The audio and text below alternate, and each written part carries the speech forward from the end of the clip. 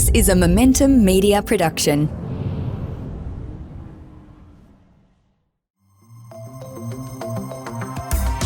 Welcome to the Smart Property Investment Show, the podcast by investors for investors. Hello, welcome to a brand new episode of the Smart Property Investment Show. Grace Ormsby with you today. Unfortunately, Phil Tarrant isn't around, but you've got me instead. Very exciting episode though, because we do have operating on the other end of a Zoom call right now. We have Jack Cole from the Mornington Peninsula down in Victoria. Jack, welcome to the Smart Property Investment Show. Hi, Grace. Thank you. You're the better looking version anyway, so rather have you on than Phil. Thank you. I like to think so. Probably not so great on the technical parts of the SPI show chat, but getting there. Excited to be here anyway. Jack, talk us through. I know that you've got a pretty big portfolio. You've got 10, is that correct? Or have you surpassed that now? No, we've sort of gone backwards a little bit. We've sold a couple recently, but then we're also doing, and when I say we, my partner and I, and my wife, I should say, are doing a new development which will turn 1 into 3. So we'll soon be back to 10, but we have sold a couple in the past couple of years just to be able to free up a little bit of money to be able to do some other things. Well, that's all really, really cool. And you're still in lockdown though. So, you know, you're operating like we are here up in New South Wales, can't go anywhere, can't do anything. I do want to get onto that property portfolio thing, but how are you actually going at the moment? Yeah, no, look, my partner and I, we're very lucky. My wife's a nurse, so she hasn't been, I suppose, affected with her work or anything like that. And I work in the, I suppose, property industry. So I sell new homes, so construction, like house and land sort of packages through the growth corridors of Victoria. And I've been able to run pretty much as normal, running all my meetings online. The company I work for has some pretty good online marketing and tools that we can use for virtual tours. So to be honest, I haven't really been affected. We've been very, very lucky in lockdowns. That's great to hear. And Mornington Peninsula, there's got to be a lot of people looking that way now, you know, trying to get out of Melbourne, CBD, escape Certainly. Lockdown a little bit. Yeah, well, we've got some friends on the peninsula, of course, and it's been hard for them to try and find properties to buy because there's the masses that are coming down to purchase properties. You know, a lot of expats coming back to Victoria and obviously buying in the nicer suburbs, which are obviously further down the peninsula from where I am. But yeah, it's a hot market down here, I suppose, like it is everywhere at the moment. But yes, I am very lucky to be in a beautiful part of the earth. And have you always lived there? Yeah, so I'm in Pearsdale, which is, I suppose, not as Mornington Peninsula as some other beautiful suburbs like Sorrento or something like that. But yeah, it's about sort of 15 minutes inland from Frankston, so we're reasonably close to the beach. And I grew up about 5 minutes down the road in the next suburb, so very close to home. So when you bought your first property, which was a fair few years ago now, did you buy local? You make me sound old. I mean, if you've got a few properties under your belt, so I guess that just brings up the maturity level a little bit. Yeah, so I was, I suppose, 18 when I did buy my first property.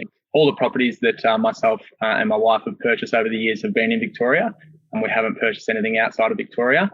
Yeah, so a saying that sort of come up years ago was sort of stick to what you know and sort of don't try and reinvent the wheel. So we've been lucky that we were both born into Victoria. We know the areas reasonably well and have purchased properties in a pretty, I suppose, up and coming state. You know, it's one of the most popular states for people to live. Maybe changing now with Queensland, everyone sort of flooding up there. But no, we are very lucky to have purchased in Victoria. And yeah, the growth has obviously been pretty substantial over the years. Can you talk us through, Jack, that first purchase that you did make? Certainly. So yeah, it was reasonably local. So probably 20 minutes from where I grew up. I was 18, so reasonably young.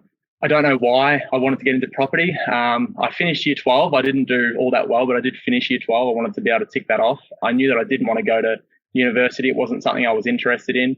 And for whatever reason, something ticked in me that I just wanted to sort of generate money to be able to get into property.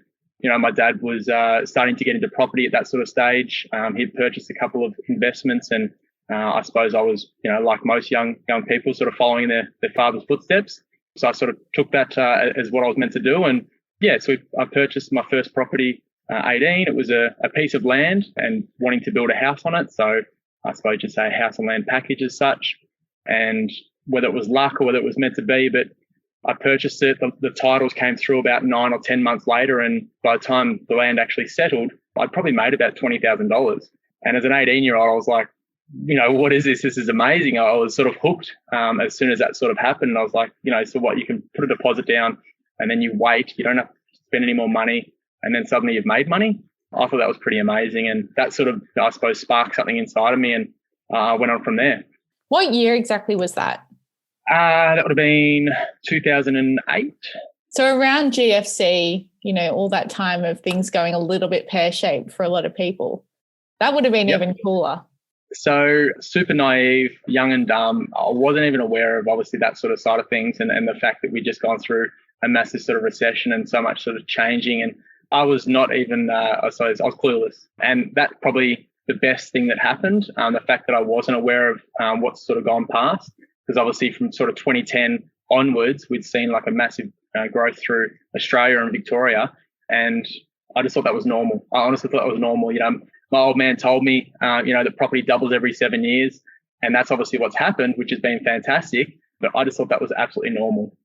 So when you did buy that first place, you obviously had to put the house onto it after you bought the land. Were you clueless enough to not really know what kind of property to put on there, or what ended up happening with that?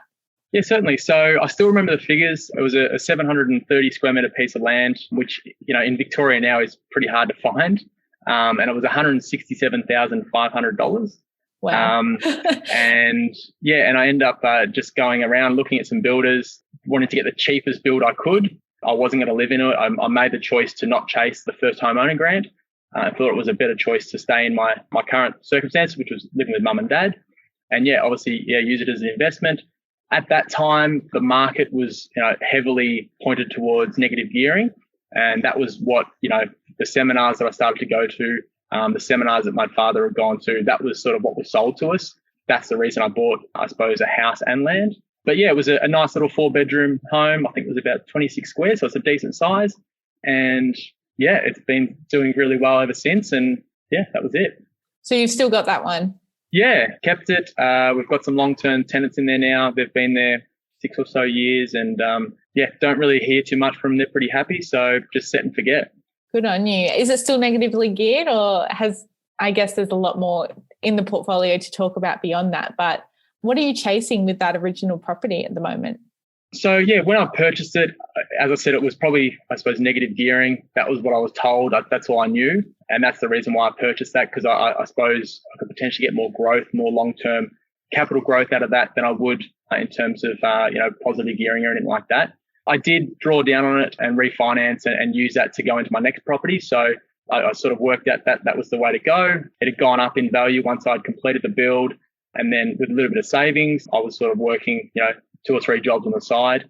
And with that little bit of savings and some equity in the first home, we were able to sort of then go to the next home. We're going to take a quick break there, Jack. But before we do, a quick reminder to everyone who's listening along at home or in the car, wherever you are, please subscribe to the Smart Property Investment Podcast Network and drop a review on whatever platform you're using to listen in. We'd love to hear what you think, what you guys like to read, and anything else that you'd like to say, or let us know about your reviews. Are you liking this episode? Are you not? If you've got any ideas, if you want to be on an upcoming episode of the Smart Property Investment Show, we want to hear from you. Reach out through the platforms or through our website at smartpropertyinvestment.com.au. We'll be back soon.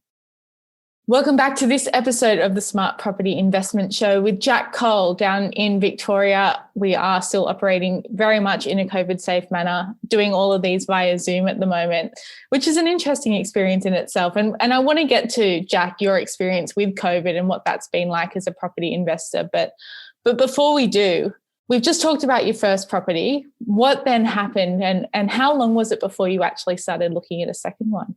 Certainly. So, as I said, the first property was I suppose a piece of land that hadn't titled yet. So it was a sort of 9-10 month period, I think, off my memory.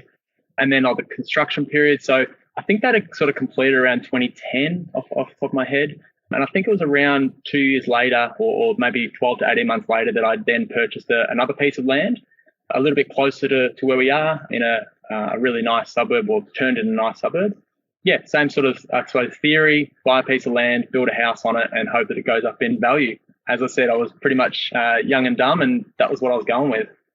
That house and land approach does sort of seem from my perspective anyway, and just looking at it from a common sense angle, that it's a pretty good way to do it when you are younger, when you don't necessarily have big amounts of money to front up from get-go. Has that been your experience? Certainly. I think it also maybe takes out a little bit of the risk. Buying an established home, you can, buy a lemon. There are properties out there that are covered up, and you might buy something that, might not be as good as you thought it was. Buying a piece of land and building a new home on it, you have got that guarantee that it's a new home. The builder has to warranty it for 7 years. So, it's reasonably safe in that aspect. And yeah, you're exactly right. Putting down a smaller deposit, waiting, as I said, the market that we're in has gone up in value. So naturally it's building growth by the time you even start. Now, I did change, after that sort of second property. So I started to go to more property seminars, started to listen to podcasts that were just coming in at the time, and started to sort of grow my knowledge a bit more. I've certainly property, I suppose, addicted. I was lucky that I wasn't addicted to drugs or alcohol like that, and I was addicted to. It was to probably property. Something more expensive, really. More expensive than a couple of beers on a Friday night. Exactly right. And look, I did miss out on a few of those things, sort of growing up, but I think it's sort of paid off in the long term. But yeah, I changed my strategy. So started to go to more property seminars and started to learn a few more sort of tricks. And from then on, started to purchase properties that I suppose had little gears that you could turn on them and create some wealth. So my next property that I purchased was in Frankston. It was a corner block that I thought that I could be able to get another unit at the back of it and still maintain the front house. And that became my sort of MO for the next sort of 5, 6, 7 years. So I felt it was a bit of a market where it wasn't really utilised. So a property where you can maintain the front house and build something at the back, most developers don't look at that because they want to be able to, knock a house down and put 4 or 6 units on it. Mum and dads don't really know what they're looking for there, so they don't really understand what that is. First home buyers generally don't want to look at that because they want maybe a smaller backyard that they can maintain. So it's a bit of a niche market where investors, I think, it's sort of suited to. Now, I think that's changed. I look on the property market these days and they're very hard to find. But at that time, I got sort of lucky once again, I think. Purchased the property and then, started to renovate the front house and then looked at getting plans drawn up for the back unit. And then just use that as a sort of blueprint to then take across and do sort of multiple times. And was it replicable easily? Like, was it something that once you sort of sorted that out and have like a strategy of what that's going to look like, how easy is it to then go, okay, we're going to do the same here, we're going to do the same here and repeat it? Once again, I've been lucky, buying in a market that was, constantly going up. It was a bit of luck, as I said, a little bit of dumb, but I think I also had a bit of a plan. So yes, that was my plan. Yes, it was replicable. So I did it about 15 minutes down the road, or not even 15 minutes, 10 minutes down the road in the next suburb. That first property in Frankston I bought, it was a separation. So I believe they had a few properties actually, but it was a sort of distressed estate, I suppose you would say. They were divorcing, and I managed to get that off market. I then went and found another one in Seaford, and that was probably pretty similar. It was 2 brothers. They bought it with the intention of renovating and building a unit at the back. They had half renovated the front house. They had plans and permits drawn up for the back unit, and then they'd obviously cracked the poopies and gone their separate ways. I swooped in and bought it for 10 grand less than they paid for it 12 months before. Pure timing, pure fluke, also being in the right place at the right time. But yeah, purchased that and then obviously did the same thing there. I then purchased another one down in Macrae, same situation. I actually purchased that for about 30 grand less than they'd purchased it for 12 months before. And yeah, same thing, renovated, built new at the back and sort of keep progressing forward. So you're saying stalk people who are going through crises and take advantage of that to then get on the property market the next time round. Obviously just a fluke, and, people are lucky out there and can get those kind of places on the market. But I do feel like it is getting to the point now, 2021, there's been a few, what would you say, major crises that have affected all of Australia that have definitely made the market so different. So before we get to that though, talk us through what you did with each of those properties, because obviously you talk about having the main house and then something out the back. What are some of the specs of that look like, and what's kind of the gains been from those? Yeah, certainly. So I suppose it's different to what I'm potentially looking at doing, I suppose, going forward now is I want to be able to do them quickly. At the time, I was just sort of buying up as much as I could possibly afford. So I was going around finding properties that I could do that in. Now, I didn't, I suppose, execute those straight away. Frankston, I purchased maybe 2015, I think. And it wasn't till literally just this year that we finished the unit at the back of that. So there was a lot of capital growth that occurred in those. So the deals were fantastic because 4 or 5 years' time, the properties have gone up in a pretty substantial manner. Seaford was the same and Macrae was the same. They all, I suppose, naturally grew. If I had have built them straight away and sold them straight away, I definitely still would have made money, and the renovations definitely still would have made money. But my theory was to renovate the front home, get that in a position where one day I could sell that and get rid of the older home, release some equity, and then obviously keep moving on. But the back home being a brand new build, going back to that sort of first mindset was it's a bit safer to have a new home in terms of tenants and so forth, issues that occur. Having those brand new homes at the back, I suppose are less of a nuisance in your property portfolio. So that's the goal, and that's what's sort of eventuated. So we have since sold off the front units of all 3 of those properties and still maintain the back units there. Okay, so was there any point where you were renting those front ones out, or has that been more of a renovate to then get rid of immediately?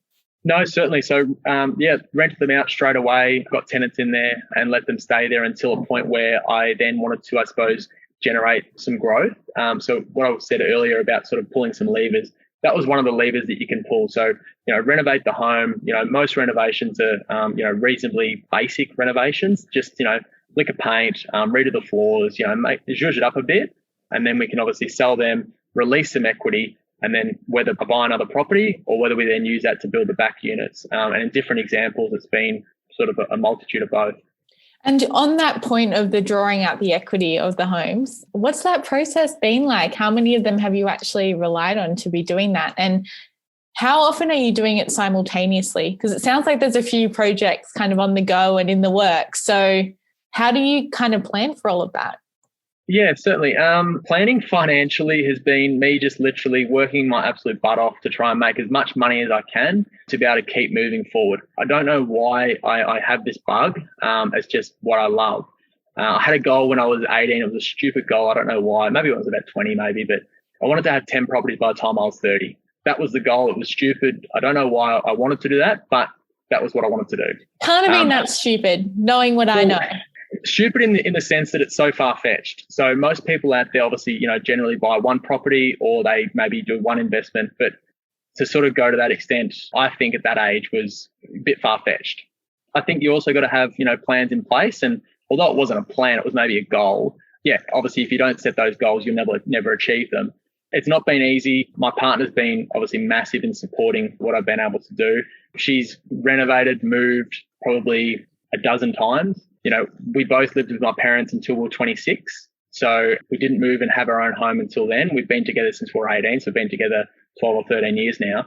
And we lived together with my parents until we were 26. So we hadn't actually, I suppose, had that enjoyment factor of moving out, having that exciting thing of having your own home until we're actually 26. So you do have to delay a bit of that gratification. If you're wanting to do something like this, if young people out there listening wanting to do this, you can't have your cake and eat it too. It's not possible. You might have to have a few of those, I suppose, long-term holidays. Everyone goes on to Europe and so forth. Push those back a little bit. And the rewards will end up coming, won't they?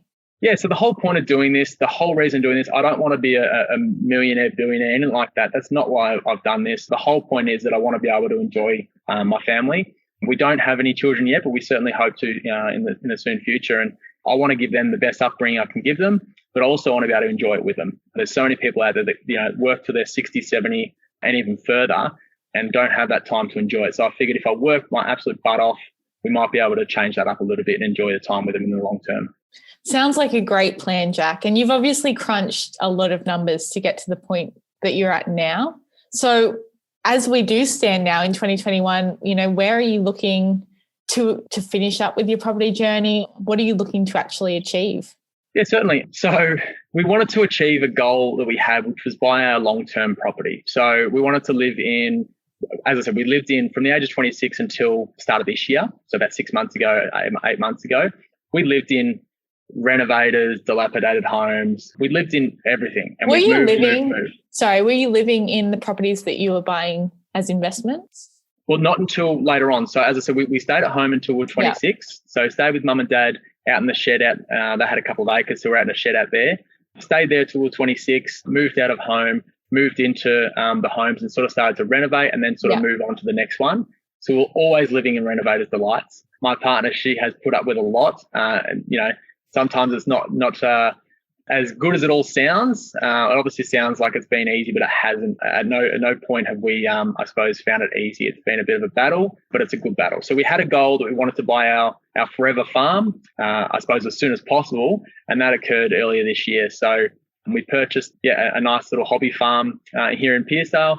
And this is hopefully the end for us. I've got the bug. I'm never going to stop. I'll still be doing some things on the side. As I said, I've got a project that I'm starting later this year, which will be a 1 into 3. And long term, I'm actually going to step into it potentially full time, but as a business rather than I suppose, personal aspect. So we've built it up on a personal side of things. I now want to set that aside and then potentially move into it as a career. Why do I feel like you guys would be good on the block?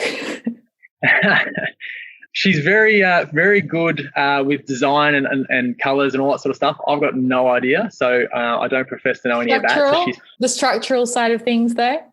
I'm handy enough. My brother's helped me along the way. He's been massive. He's a carpenter by trade, and he's been able to help with the renovations. So I could not have done it without him. And, I've learned a few tricks. I don't think I could do it for the reality and the cameras and all that sort of things. We're not into that sort of stuff. So, no, we're happy just ticking along. We're going to take another quick break, but we'll be back soon with more from the Smart Property Investment Show.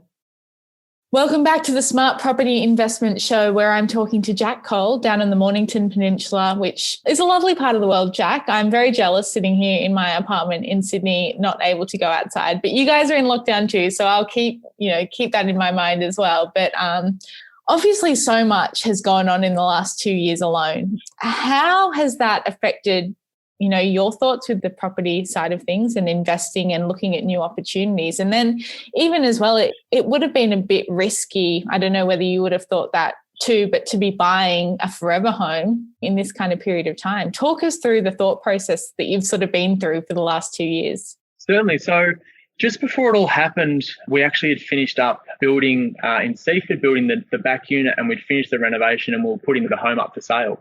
So it was a weird time because obviously COVID had just hit. We had no idea what it was. We spoke with the agent. We're like, what are we going to do? Are we going to sell it? Are we going to wait? We had a goal to get it sold before the end of the financial year.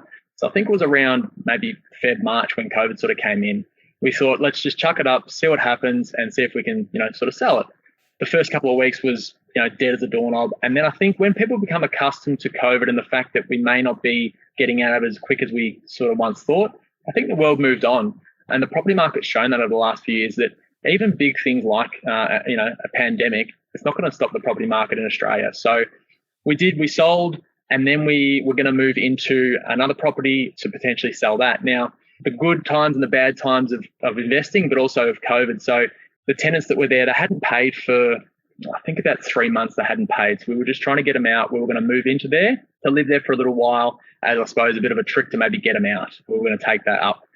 COVID hit, we couldn't get them out. The police weren't doing any evictions, and we ended up swallowing around $12,000 worth of lost rent because we couldn't get them out, and we're still chasing that up, going through court and all those sorts of things, so it will VCAT. So there are definitely some sort of downsides of it. Now, at the end of the day, that's the worst thing that's happened in my 13 years of investing. So touch wood, nothing else happens, but if that's the worst that's happened, I'm pretty happy. We ended up living with my brother and his fiance, so because we couldn't move into there and we'd sold the place, we had nowhere to go, we ended up moving in with him. And that was, 6 months of fun, having COVID, living together. We hadn't lived together since we were 13 or 15 or something like that. So it had been a while and it was fun. It was really, really fun. We were gracious that we had that place to go. But that was the fun of it. So we went through that. We lived there for 6 months and then we moved on to the next one and started to renovate again and jump back in the game. So I suppose the lesson in all of this is don't stop. Don't let things get in your way. Keep moving forward. What was that like, Jack, then? Was there a point that you went, hang on, this is all going to be okay? Like, we've got this? Because obviously at first there was some pretty big predictions going on, 30% price drops and the like. What's it like with your risk profile? Were there any times where you went, this could go really pear-shaped, or was it all just, we'll just keep going? Like, what's the worst that can actually happen? Certainly. So my risk profile is reasonably high. For whatever reason, I've wanted to take risks along the way, and I think you have to if you're going to get anywhere. They're calculated risks. I'm not just throwing something into the wind, but they're calculated risks, and you got to keep pressing forward. So yeah, I suppose the media they try and get on top of things and move the market, and sometimes they do, but I think what eventuated was a 5% drop, and in the scheme of things, it's nothing.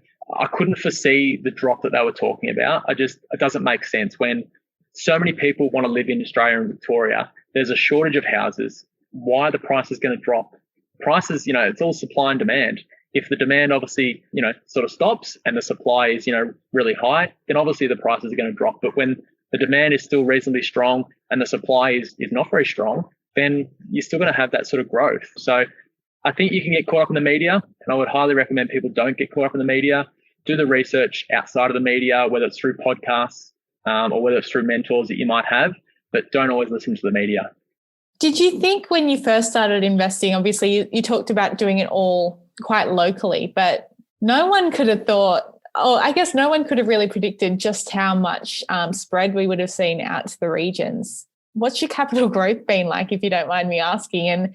And how much have you actually just benefited, do you think, from being on the Mornington Peninsula and just seeing people wanting to leave Melbourne in droves? 100%. So I've said this before to my partner. I've said it to my father. Super, super lucky to be born into where I was born into. At the end of the day, if I was born into a mining suburb in Western Australia, life would have been so different because I would have purchased probably where I lived and, the story would be so different. So firstly, to answer your question, 100% super lucky to, I suppose, have been, purchasing in the areas that I live. And that's what I've stuck to. I haven't purchased outside of that. I have got, weird and wonderful ideas along the way. And luckily I've had my dad to sort of mentor me and sort of pull me back in. So I looked at buying into different regions through New South Wales and through Queensland. And maybe one day I will. But going back to what I said earlier about sort of sticking to what I know this area, I know it works. And it's, I suppose, proven that.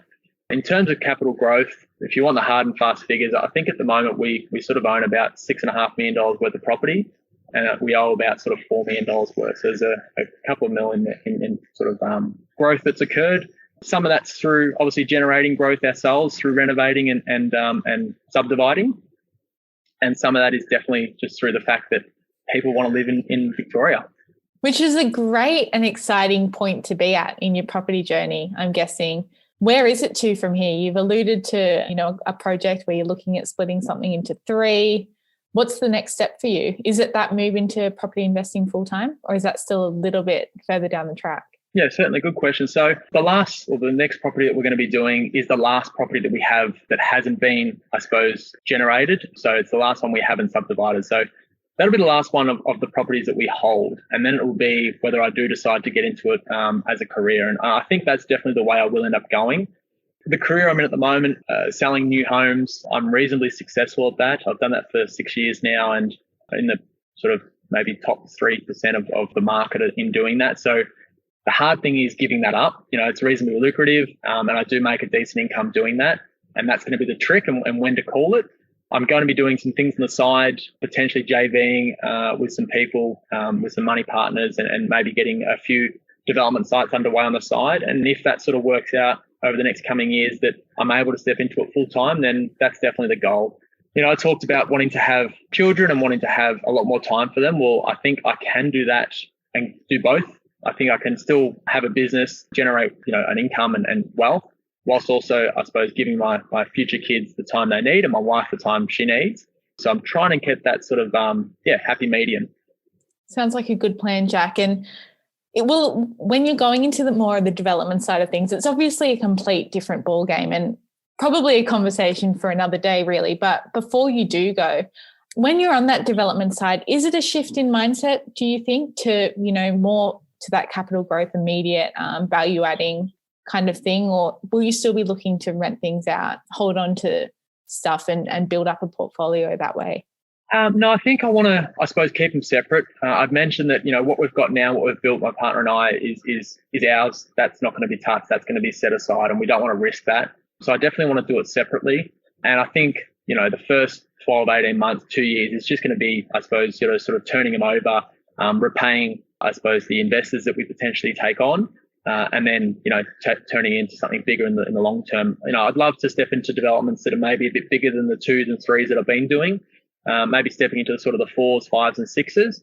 And obviously the magic number when you can do a 6, you work off that 20%, profit, you might be able to keep one. So that's sort of the goal. If we can build up a separate portfolio in a company that we can potentially pass down to the kids, that's sort of the goal there. Well, Jack, it's been so lovely chatting with you today. Best of luck with everything. Keep us updated. I feel like I can already sense an update podcast coming down the track in 12 months or so. So until then, good luck with it all. Keep it up and enjoy Mornington Peninsula. I hope you guys are out of lockdown very soon.